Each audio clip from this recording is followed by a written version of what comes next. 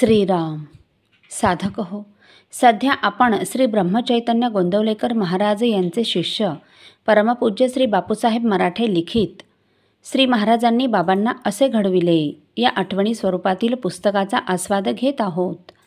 तसेच रविवारी श्री महाराजांच्या काही भक्तांचे अनुभव ऐकणार आहोत. परमपूज्य श्री बापूसाहेब मराठे सांगतात, दर रविवारी केशवरावांचं प्रवचन होत असायचं. त्यानंतर श्री महाराजांचं प्रवचन व्हायचं. प्रवचनाला मंडळी लांबून लांबून यायची. विलेपार्ल्याचे 4 लोक त्याला यायचे. 9 ते 10 केशवरावजींचं प्रवचन आणि 10 ते 11 महाराजांचं प्रवचन. म्हणजे दोन्ही प्रवचनांना हजर राहायचं असलं तर माणसाला घरून पार्ला येथे जो असेल त्याला 8ला निघायला लागायचं आणि 11 साडे 11 वाजता इथलं संपल्यानंतर निघून घरी पोहोचेपर्यंत 12 सव्वा 12 व्हायचे. जवळजवळ रविवारची सगळी सकाळ त्यात जायची. याप्रमाणे ती 4 मंडळी ओळीने 2 वर्षे आली.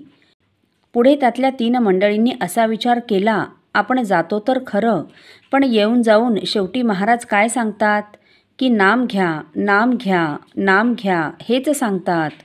मग हेच जे 4 तास असे घालवायचे त्याऐवजी जर आपण घरीच बसून नाम घेतलं तर एवढी दगदग कशाला करायची?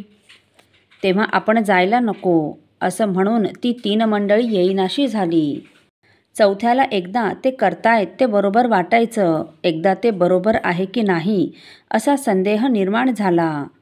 तेव्हा त्यांनी येऊन हा प्रश्न केशवरावांना विचारला.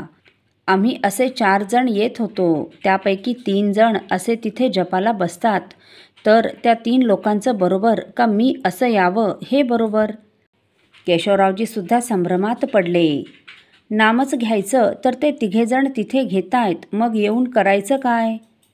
तसे ते म्हणाले, विचार करून सांगतो. पण विचार करूनसुद्धा केशवरावांना त्याचं उत्तर सुचलं नाही. तेव्हा ते म्हणाले, आपण असं करू, श्री महाराजांना विचारू. मला तुमचं समाधान होईल असं उत्तर सुचत नाही. ते महाराजांना विचारायला गेले.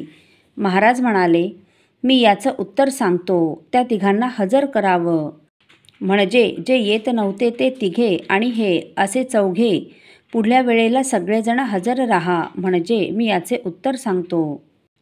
त्याप्रमाणे जे 3घे येत नव्हते ते, ज्यांनी प्रश्न विचारला ते आणि केशवराव असे सगळे मिळून महाराजांना भेटले आणि महाराजांना पुन्हा हा प्रश्न टाकला गेला. तसे महाराज काय म्हणाले? प्रश्न फार गोड आहे. मला आवडला प्रश्न, मार्मिक आहे.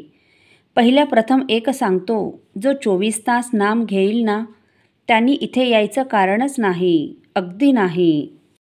त्यांनी घरी बसून 24 तास नाम घ्यावं, त्यांनी इथे यायचं कारण नाही. आता तसं 24 तास नाम घेणं होत नाही. आता तुलना जी होत असते ती 2 सारख्या गोष्टीत होत असते. सारख्या गोष्टी म्हणजे जसं इथे सकाळी यायचं, नाम घ्यायचं आणि आपण दुपारी काय करतो याच्याकडे पाहायला पाहिजे. ती जी 3 मंडळी होती ना, ती सकाळी नामाला बसत आणि दुपारी ब्रिज खेळायचे. तेव्हा महाराज काय म्हणाले? तुलना कशाची करायची? आपण सारा दिवस कसा घालवतो याच्याशी करायची. आपण सकाळी इकडे येत नाही आणि दुपारी ब्रिज खेळतो, हे कसे चालेल? तुलना अशी पाहिजे की ब्रिज टाळून इथे यावं का ब्रिज खेळावा, ही तुलना आहे. ब्रिज खेळणं चांगलं का इथे येणं चांगलं ही तुलना आहे खरी, पण सकाळी यावं का नाही हे नाही. तेव्हा तुम्हाला काय वाटतं?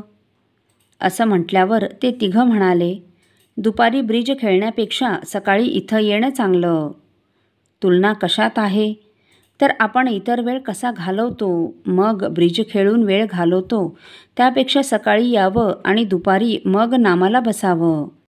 सकाळी यावं, निरूपणास यावं म्हणजे परमार्थाचं साधन होतं आणि दुपारी ब्रिज खेळण्याऐवजी नाम घ्यावं, हा याचा अर्थ आहे.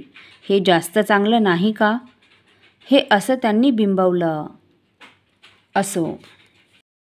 साधक हो, परमपूज्य श्री बापूसाहेब मराठे यांनी परमपूज्य श्री बाबा बेलसरे यांना तुम्हाला जे उत्तर देता आलं नाही आणि महाराजांनी त्याचं उत्तर दिलं असा एक नाजूक प्रसंग सांगा असा आग्रह केला. तेव्हा परमपूज्य श्री बाबा बेलसरे यांनी कोणता प्रसंग सांगितला ते आपण पुढील भागात ऐकणार आहोत. श्रीराम समर्थ. आपल्यातील कोणा श्रींच्या भक्तांना श्रींचे काही अनुभव आले असतील तर कृपया आपण मला ते 9422843253 अथवा सुनील दादांच्या 9892608401 या व्हॉट्सअप नंबरवर कळवावेत अशी नम्र विनंती. श्रीराम समर्थ.